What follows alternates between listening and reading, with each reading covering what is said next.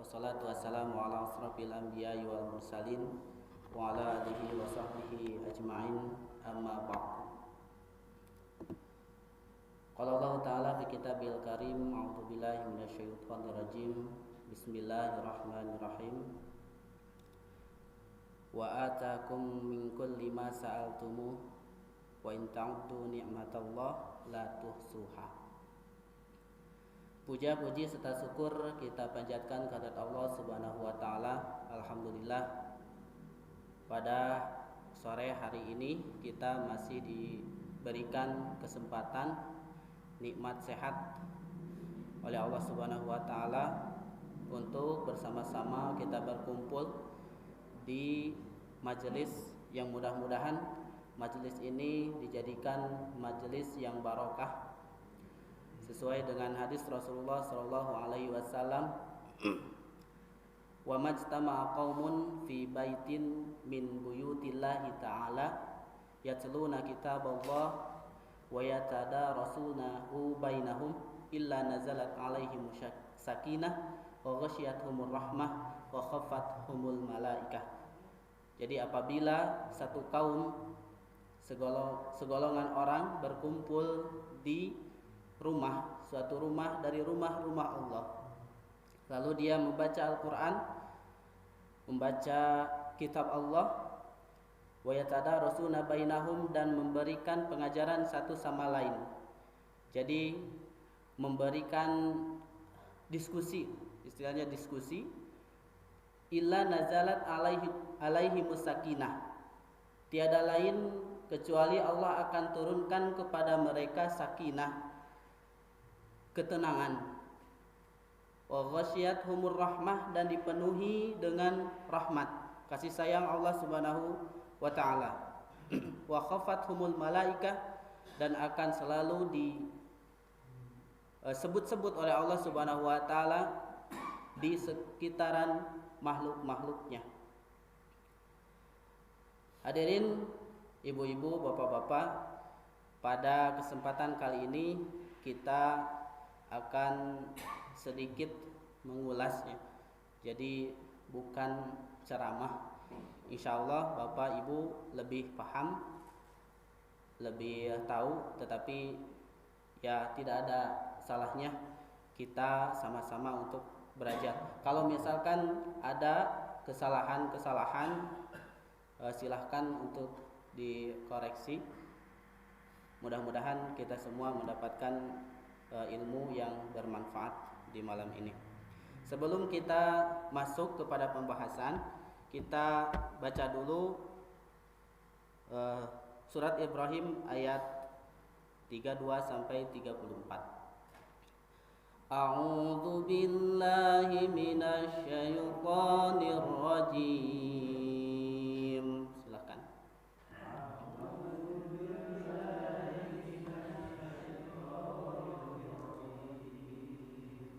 Bismillahirrahmanirrahim.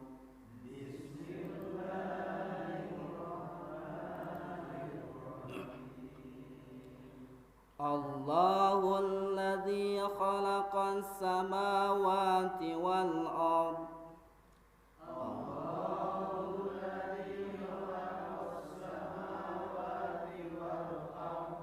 Wa anzala minas samaa'i ma'an fa akhraja bihi minats thamarati rizqan lakum.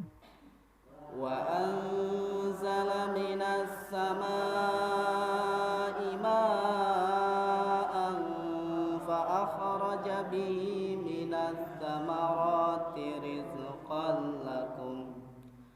Wa sakhkhara lakumul fulka litajriya fil bahri bi amrihi.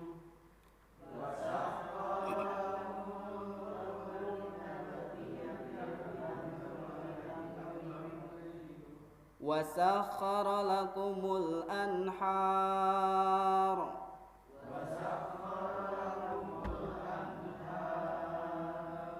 وسخر لكم الشمس والقمر دائبين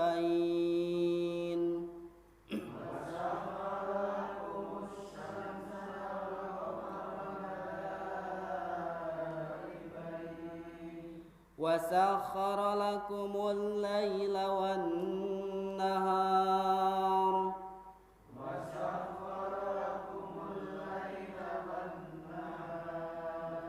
وآتاكم من كل ما سألتموه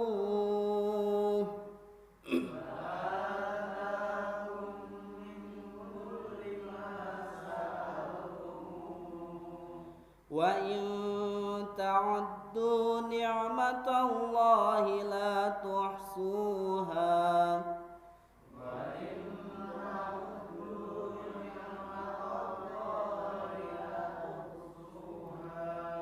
إن الإنسان لظلوم كفار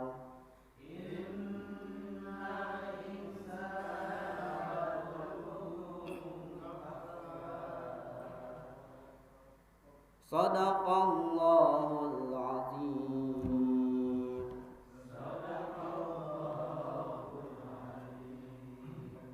Hadirin jamaah kaum muslimin wal muslimat, di sini kita bisa memperhatikan ayat Allah yang artinya antara lain Allahul ladzi khalaqas samawati wal ardh. Allah itu yang menciptakan langit dan bumi, wa anzala minas samaa'i maa'a, dan menurunkan dari langit itu ma'an, air. Fa akhraja bihi minats tsamarat, dan mengeluarkan dari air tersebut dengan wasilah air yang turun dari langit tersebut minats tsamarat, buah-buahan, rizqal lakum, itu semua semata-mata rizki bagi kalian. Fasilitas yang Allah berikan kepada kita dari mulai langit, bumi, air hujan, dan buah-buahan itu adalah semata-mata rizki yang diberikan oleh Allah Subhanahu wa Ta'ala kepada makhluknya yang berada di bumi. Tidak pandang bulu, baik dia itu beriman maupun tidak beriman, baik itu muslim, dia itu muslim maupun kafir. Semuanya menikmati langit, menikmati bumi, menikmati hujan, dan menikmati buah-buahan yang ada di bumi yang ditumbuhkan oleh Allah Subhanahu wa Ta'ala. Wa sakhkhara lakumul fulka, dan menundukkan bagi kalian al-fulka, dermaga, kapal, perahu, litajriya fil bahr, untuk berjalan di atas lautan, bi amrihi, dengan kehendaknya. Wasakhkhara lakumul anhara, dan menundukkan bagi kalian sungai-sungai. Jadi semua fasilitas yang Allah ciptakan di muka bumi ini diperuntukkan untuk kita, lakum, untuk kalian. Nah, lakum di sini adalah kita yang menerima firman Allah tersebut. Surat Ibrahim ayat 32. Di ayat selanjutnya kita artikan terlebih dahulu. Wa sakhkhara lakumus syamsa wal qamar. Kalau hanya ada langit dan bumi saja, ada hujan dan banyak buah-buahan, jika keadaannya gelap terus-menerus, maka tetap langit tersebut, buah-buahan tersebut, laut ataupun sungai-sungai itu tidak akan bisa dinikmati oleh manusia, bahkan tidak akan ada kehidupan. Wa sakhkhara lakumus syamsa. Nah, oleh karena itu Allah menundukkan lagi syamsa, matahari, wal qamar, dan bulan. daibaini, yang dia itu beredar teratur pada porosnya. Wa sakhkhara lakumul laila wan nahar, dan menjadikan atau menundukkan bagi kalian malam dan juga siang. Saling berganti, silih berganti. Ada kalanya malam untuk beristirahat dan juga siang untuk kita itu mencari keperluan, berusaha di siang harinya. Lalu di ayat selanjutnya, wa atakum min kulli ma sa'altumu, dan setelah itu Allah memberikan setiap apa yang diperlukan oleh kita, setiap apa yang kita doa kepada Allah, yang kita minta kepada Allah, yang kita butuhkan di dalam kehidupan ini, Allah beri semuanya. Bahkan yang tidak diminta pun, kalau itu baik untuk kita, Allah kasih. Wa in ta'uddu ni'matallah, dan kalau kalian ingin menghitung nikmat dari Allah, la tuhsuha, maka tidak akan bisa kita itu untuk menghitungnya. Innal insana ladzalumun kafar, sesungguhnya manusia itu benar-benar zalim, benar-benar kufur terhadap nikmat-nikmat dari Allah Subhanahu wa taala. Hadirin jamaah rahimakumullah, apabila kita menyadari nikmat yang telah Allah berikan kepada kita, dari mulai kita bangun tidur sampai tidur kembali, dari mulai kita kecil sampai kita dewasa saat ini, tidak ada alasan bagi kita untuk durhaka kepada Allah Subhanahu wa taala. Karena semua yang kita nikmati, fasilitas-fasilitas yang kita nikmati, keluarga, harta, waktu, kesehatan, jasad kita, itu semua adalah nikmat dari Allah Subhanahu wa taala. Wa ma bikum min ni'matin faminallah, dan tidak semata-mata semua nikmat yang ada pada kita itu adalah dari Allah semuanya. Tidak ada yang tidak dari Allah. Makanya Allah Subhanahu wa taala tidak ridha kalau misalkan kita meminta itu kepada yang selainnya. Meminta itu harusnya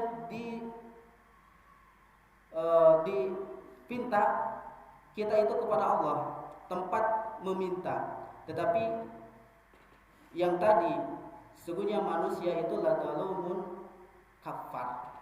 Manusia itu benar-benar zalim. Kadang-kadang ada orang-orang yang dia itu menikmati rezeki dari Allah, tetapi dia meminta kepada yang selain Allah, berdoa kepada yang selain Allah, pergi ke lautan, pergi ke gunung, pergi ke gua-gua untuk meminta keperluan yang dia butuhkan dalam kehidupannya. Padahal semua rezeki yang dia nikmati itu adalah pemberian dari Allah Subhanahu wa taala. Hadirin rahimakumullah, saya ingin mengajak kepada jamaah untuk merenungi satu dialog antara seseorang dengan seorang ulama yang hidup pada masanya, yaitu Ibrahim bin Adham. Beliau lahir pada tahun 708 Masehi, kalau tidak salah ya, karena yang saya baca itu di Balkh, Afghanistan sekarang, dan wafat pada tahun 777 Masehi di Jazirah Arab. Beliau seorang ulama sufi yang terkenal pada zamannya dan terkenal juga dengan nasihat-nasihatnya. Pada suatu hari ada seseorang yang datang kepada beliau untuk meminta nasihat. Seseorang tersebut adalah orang yang sering dia itu berbuat dosa. Tidak ada satu hari, satu waktu, satu jam yang tidak dilakukan tanpa dosa. Jadi dia itu sering melakukan dosa. Kalau tidak ada dosa, rasanya gak enak. Sehingga kalau yang suka merokok itu habis makan tidak merokok, itu gak enak. Seseorang tersebut datang kepada Ibrahim bin Adham. Lalu beliau berkata, "Wahai Syekh, aku ini adalah orang yang senang berbuat dosa. Aku ini seorang yang senang berbuat maksiat. Tolong nasihatilah aku."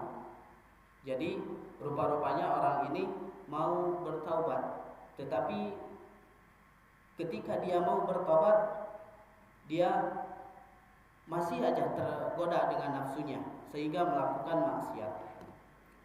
Lalu Ibrahim bin Adham menjawab, "Jika kamu ingin menerima 5 perkara dariku, maka maksiat apapun tidak akan bisa menjerumuskan." Lalu orang itu bertanya, "Apa itu?" Yang pertama kata Ibrahim bin Adham, "Jika kamu ingin bermaksiat kepada Allah, maka janganlah makan dari rizkinya, dari rizki Allah." Ketika kita mau melakukan dosa, mau melakukan maksiat, kita ingat rizki yang kita makan itu dari siapa?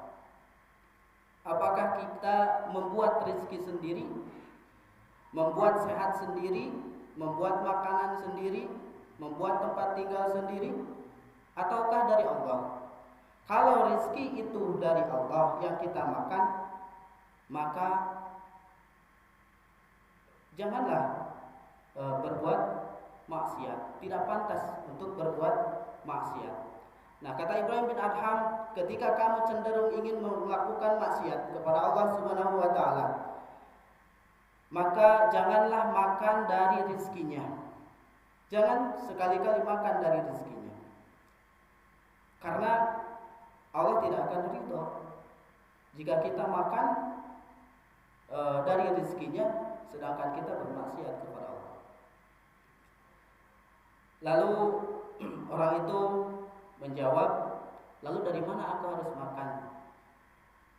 Ibrahim bin Adham, "Tuh kan, kamu pantas gak kalau kamu itu makan dari rezeki Allah lalu kamu bermaksiat kepada Allah?"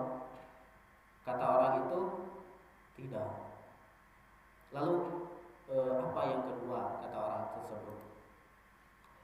Kata Ibrahim bin Adham, "Jika kamu ingin bermaksiat kepada Allah, terbesit di dalam pikiranmu, di dalam hatimu untuk melakukan dosa, maka kamu janganlah tinggal di bumi Allah. Janganlah kamu tinggal di bumi yang Allah ciptakan ini, fasilitas yang diberikan oleh Allah." Orang itu langsung tersentak. Ini lebih besar daripada yang pertama. Lalu di mana aku harus tinggal? Kata orang tersebut. Nah, Ibrahim bin Adham bertanya lagi, "Kalau kamu tinggal di bumi Allah, maka pantas gak kamu itu bermaksiat kepada Allah? Kita punya pembantu misalkan, terus aja bikin usil sama kita, sedangkan dia itu tinggal di rumah kita, makan dari makanan-makanan yang kita sediakan setiap harinya. Atau hamba sahaya, karyawan, pasti kita tidak akan enak. Begitupun Allah yang maha segalanya, maha memiliki segalanya. Jika kamu ingin bermaksiat kepada Allah," kata Ibrahim bin Adham, "maka kamu janganlah tinggal di buminya. Janganlah kamu tinggal di bumi Allah. Apakah kamu pantas kalau kamu tinggal di bumi Allah lalu kamu bermaksiat?" Kata orang tersebut, "Tidak. Tidak pantas." Lalu ya, orang tersebut makin kesini makin hatinya itu makin tidak mau berbuat maksiat karena dia makin berpikir, tetapi dia masih penasaran. Lalu apa yang ketiga katanya? Kata Ibrahim bin Adham, jika kamu ingin bermaksiat kepada Allah, maka carilah tempat di mana Allah tidak melihatmu. Carilah tempat di mana saja yang Allah itu tidak tahu kamu berbuat tersebut, berbuat maksiat tersebut. Lalu orang tersebut bertanya, lalu di manakah aku harus berbuat? Sedangkan Allah itu mengetahui yang nampak dan mengetahui yang tersembunyi. Bahkan Allah alimun bidzati sudur, yang tersirat di dalam hati pun Allah itu mengetahuinya. Maka Ibrahim bin Adham berkata kembali, apakah kamu pantas kamu bermaksiat kepada Allah Subhanahu wa taala sedangkan Allah itu mengetahui yang tersembunyi dan mengetahui yang nampak di hadapanmu? Kata orang tersebut, tidak. Lalu apa yang keempat? Yang keempat adalah jika nanti suatu saat ada malaikat datang menghampirimu, malaikat itu malaikat maut, yang dia itu ingin mengambil rohmu, maka mohonlah kepadanya, berilah aku waktu agar aku dapat bertaubat dan beramal soleh. Lalu orang tersebut kaget, ya pasti tidak bisa tuh. Malaikat kan yang dijelaskan di dalam hadis itu kan sayapnya juga dari masyriq ila maghrib. Jika dikepakkan itu, ya tidak mungkin bisa saya menolak. Pasti malaikat itu tidak akan mengundurkan waktu walaupun sekejap. Kalau begitu, kenapa kamu masih berbuat maksiat? Sedangkan kamu tidak bisa lari dari malakal maut. Lalu orang tersebut meminta kembali, apakah yang kelima? Yang kelima katanya, jika hari kiamat nanti kamu sudah meninggal, kamu sudah berada di alam mahsyar, kamu sudah berada di alam akhirat, lalu malaikat penjaga neraka datang untuk mengirimmu ke neraka, maka janganlah kamu menurutinya. Coba kalau kita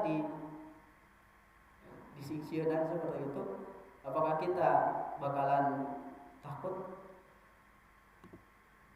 Orang ini langsung dia menjawab, cukup yang 5 ini bagiku, dan aku hari ini bersujud bertaubat kepada Allah Subhanahu wa taala. Karena yang namanya hari kiamat, yang namanya hari pembalasan itu hari yang tidak bisa kita tolak, kita pungkiri. La yanfa'u malu wala banun illa man atallah biqalbin salim.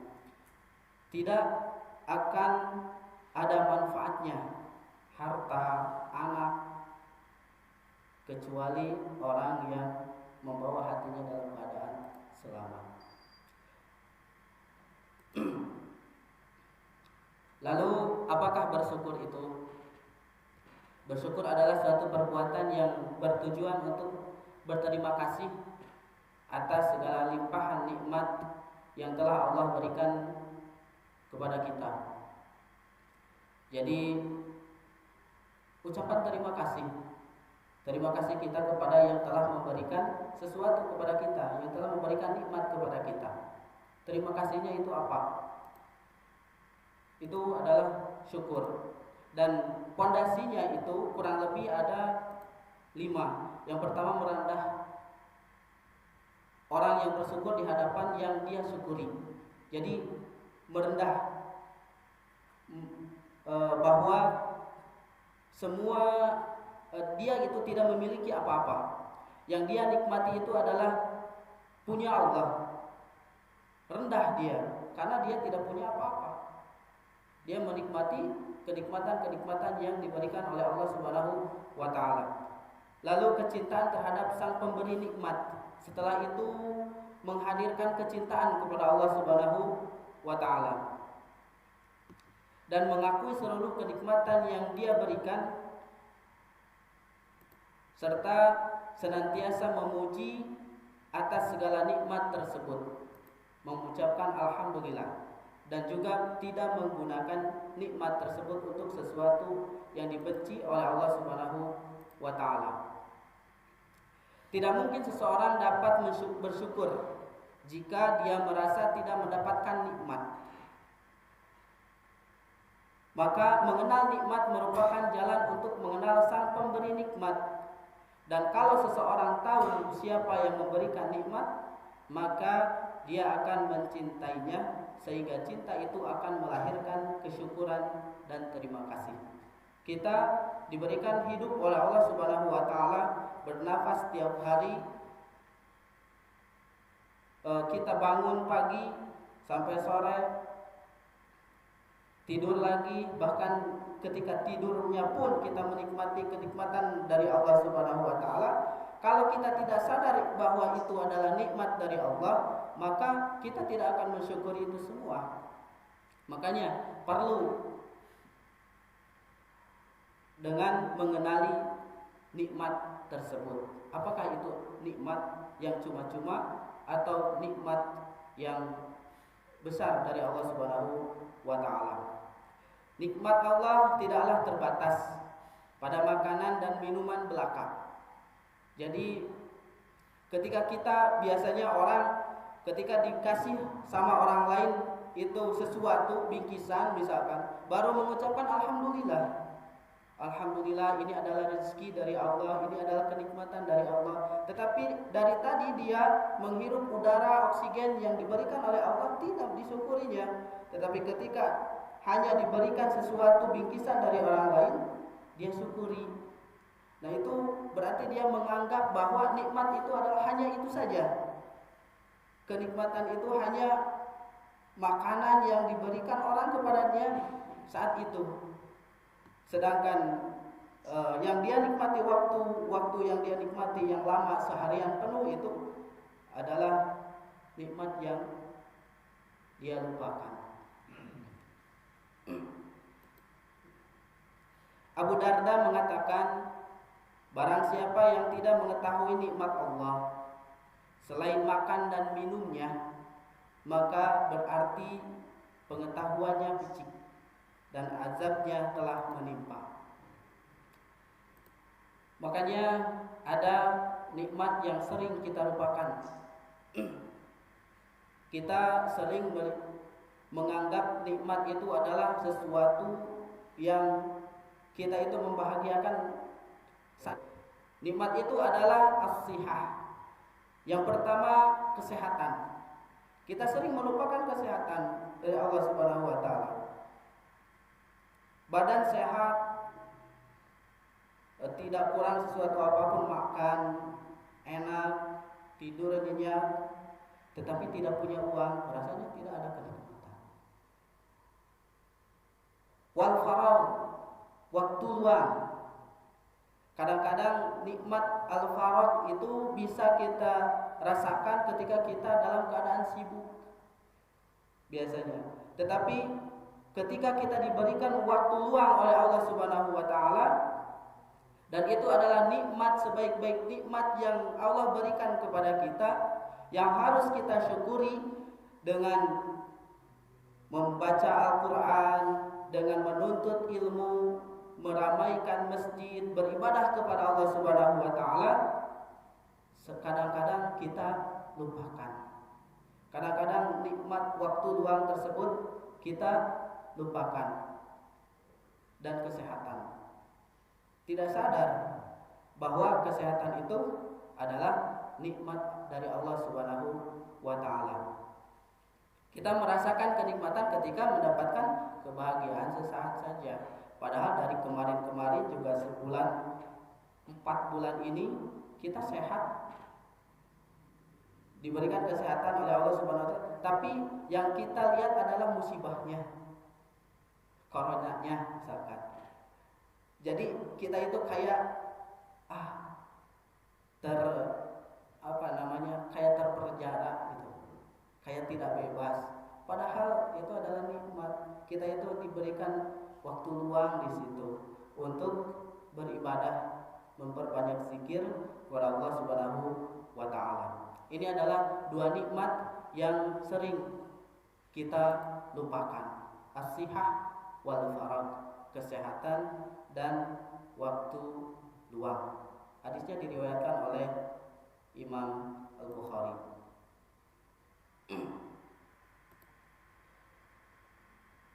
Macam-macam nikmat Allah itu banyak. Tetapi ini diambil garis besarnya saja. Yang pertama, keimanan dan keislaman. Kita bersyukur kepada Allah Subhanahu wa taala karena kita dilahirkan di tempat yang muslim. Lingkungan kita muslim, keluarga kita muslim, dan beriman kepada Allah Subhanahu wa taala. Dan itu adalah sebesar-besar, sebaik-baik nikmat dari Allah Subhanahu wa taala. Apalah bagaimana kalau kita diciptakan, dilahirkan di tempat yang mayoritasnya bukan muslim, mayoritasnya tidak beriman. Oke, dia itu mayoritasnya muslim tetapi tidak beriman, sering berbuat dosa, keonaran, kita tidak akan betah. Nah, dan kita hidup di lingkungan iman, tertanam di hati kita, di dalam diri kita, di keluarga kita, keimanan dan keislaman, itu adalah nikmat yang paling besar yang harus kita syukuri. Yang kedua adalah penangguhan dan penutupan terhadap dosa. Kita melakukan dosa minggu yang lalu, masih oleh Allah dikasih kesempatan kita untuk bertaubat sampai akhir hayat kita. Penangguhan yang ditangguhkan oleh Allah Subhanahu wa taala. Kita masih ditunggu taubat kita meskipun kita sering melakukan perbuatan dosa. Dan kita ditutup dari aib-aib, kekurangan-kekurangan. Kalau seandainya aib kita itu dibuka oleh Allah Subhanahu wa taala, maka tidak akan ada orang yang mau dekat dengan kita. Bahkan keluarga pun tidak akan mau dekat sama kita. Kalau aib kita, kekurangan-kekurangan kita dibuka oleh Allah Subhanahu wa taala, maka itu adalah sesuatu yang harus kita syukuri, penangguhan dari dosa dan penutupan terhadap aib. Dan juga peringatan. Kita bersyukur di sini masih banyak ulama-ulama kita, para ustadz yang sering mengingatkan kita, mengingatkan dikala kita lupa, dikala kita sedang asik terhadap kesenangan kita sendiri, ada ulama-ulama, ustadz-ustadz yang mengingatkan kita. Itu adalah fasilitas dari Allah Subhanahu wa taala, nikmat yang harus kita syukuri. Dan juga terbukanya pintu taubat yang tadi. Jadi sampai kita meninggal dunia, tetap pintu taubat Allah Subhanahu wa taala tetap terbuka. Tidak perlu kayak Nabi Adam harus berpisah dulu dari keluarga, harus keluar dulu dari kenikmatan, harus tidak berpakaian dulu. Kalau kita tetap aja berpakaian meskipun ada orang-orang sebagian kita yang melakukan dosa dalam keadaan teranjang, tetap dia memakai baju, memakai pakaian-pakaian yang rapi, dan Allah tetap akan ampuni dosa-dosanya. Dan juga kesehatan dan lain-lain. Begitu banyak nikmat yang Allah berikan, dari mulai kita bangun tidur sampai tidur kembali, bahkan di dalam tidurnya pun itu adalah semata-mata nikmat dari Allah Subhanahu wa taala. Dan kalaupun kita bersyukur kepada Allah, dan syukurnya itu adalah nikmat dari Allah, sekeras apapun kita bersyukur, sebetulnya tidak akan bisa kita mengembalikan nikmat Allah Subhanahu wa taala hanya sekejap mata saja, tidak. Begitu banyaknya nikmat dari Allah Subhanahu wa taala. Lalu bagaimana cara bersyukur itu? Apakah hanya cukup dengan mengucapkan alhamdulillah saja atau gimana? Tentunya tidak cukup hanya dengan mengucapkan alhamdulillah saja, dengan lisan saja. Tidak cukup, tetapi harus dengan hati, lisan dan anggota badan kita. Bersyukur dengan hati, menyadari sepenuhnya bahwa nikmat itu dari Allah. Lalu syukur dengan lisan, senantiasa bersyukur, berzikir, memuji Allah Subhanahu wa taala, dan bersyukur dengan anggota badan menggunakan nikmat-nikmat yang Allah berikan itu untuk beribadah kepada Allah Subhanahu wa taala, dan juga menjadikan semua ibadah semata karena Allah semata, dengan merealisasikan tujuan kita diciptakan, wa ma khalaqtul jinna wal insa illa liya'budun, untuk beribadah kepada Allah Subhanahu wa taala. Nah, waktunya ya. Sebenarnya hadisnya panjang. Lalu kenapa kita harus bersyukur? Keutamaan bersyukur itu apa saja? Yang pertama adalah jika kita bersyukur kepada Allah terhadap nikmat yang telah diberikan kepada kita, maka akan menghadirkan keridhaan Allah Subhanahu wa taala. Wa in tashkuru yardahu lakum. Apabila kalian bersyukur, maka Allah akan ridho pada kalian. Yang kedua, ditambahnya nikmat. Wa ittadana rabbukum la in syakartum la azidannakum. Akan ditambah nikmat-nikmat yang diberikan oleh Allah Subhanahu wa taala jika kita syukuri. Yang ketiganya sebagai akhlak rububiyah. Karena Allah itu memiliki sifat asy-syakur. Innahu ghafurun syakur. Dan juga syukur itu termasuk zikir kepada Allah Subhanahu wa taala, fadhkuruni adzkurkum washkuruli wala takfurun. Dan juga syukur itu adalah sebagai pembuka dan penutup pembicaraan penghuni surga. Wa qalu alhamdulillahilladzi shadaqana wa'adahu, di dalam surat Al-Jumar ayat 74. Semoga kita semua dijadikan oleh Allah Subhanahu wa taala sebagai orang yang senantiasa bersyukur kepada Allah Subhanahu wa taala.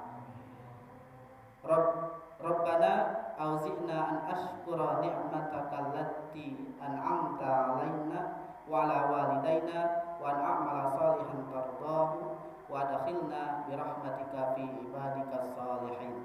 Amin ya Allah ya rabbal alamin. Wabillahi taufiq wal hidayah. Wassalamualaikum warahmatullahi wabarakatuh.